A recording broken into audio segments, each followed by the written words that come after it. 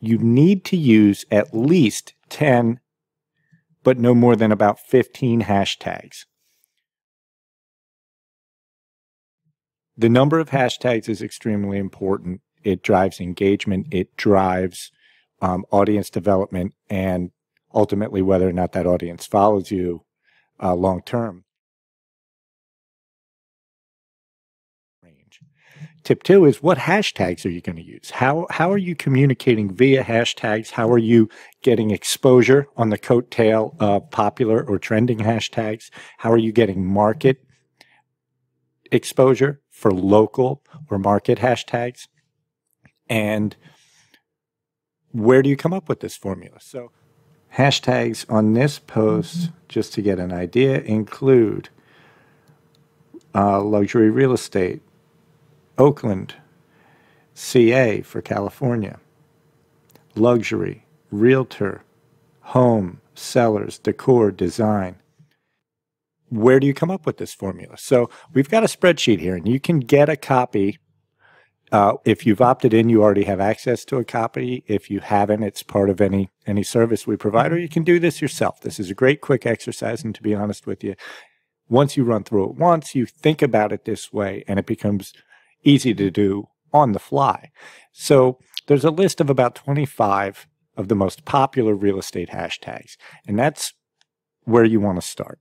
You want about half of your post tags, or at least 5, to be real estate related, but you don't want to use the same all the time in every post. So it's as easy as taking a sample, copying and pasting from different parts of your spreadsheet. If you really couldn't remember these or didn't remember what they were, they're all very basic: real estate, realtor, realty, for sale, new home, these types of things.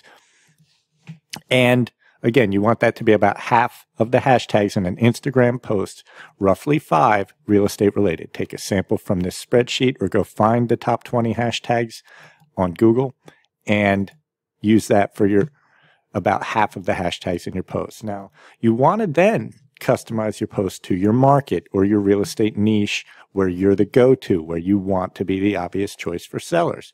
So you'll want to then add state names. You know, if you're in Texas, this means, Texas. It could also mean somewhere else in your post putting a TX. It could mean, if I'm selling property, maybe in Austin.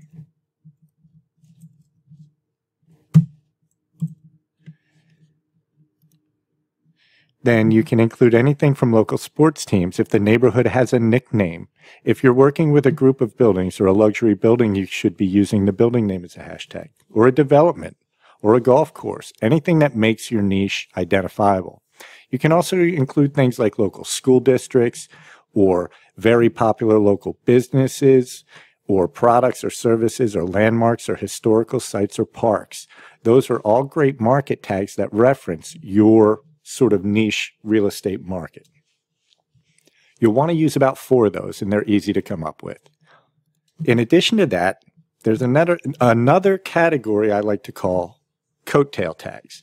And these are bigger, broader terms. For example, it's a holiday weekend. It's July 4th. There'll be a ton of trending under July 4th, or Independence, or summer, or beach, or park, sunrise, sunset.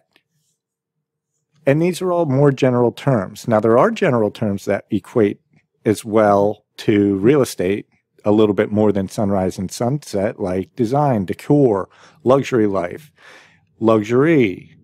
But any of these things are good, big, broad terms that in a given week, 1 million people might use one of these terms somewhere, and that can create activity on your post. These market tags give your post a very specific niche identity, and that can create engagement locally after you've ramped up a little bit of buzz across a broad audience. And then, of course, all these real estate tags, which I believe are likely trafficked heavily by real estate professionals, but most likely also people in a buying cycle or selling cycle doing research.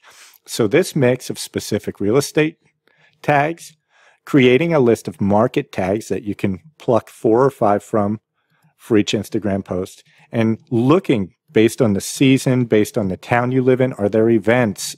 Are there holidays? Are there things you can sort of coattail on, as well as great general terms like decor, design, luxury, etc. So this is how I build a hashtag strategy. It's a basic version, but it works very well. And if you're not doing this today, this should increase your engagement and your followers immediately if you're posting regularly to Instagram.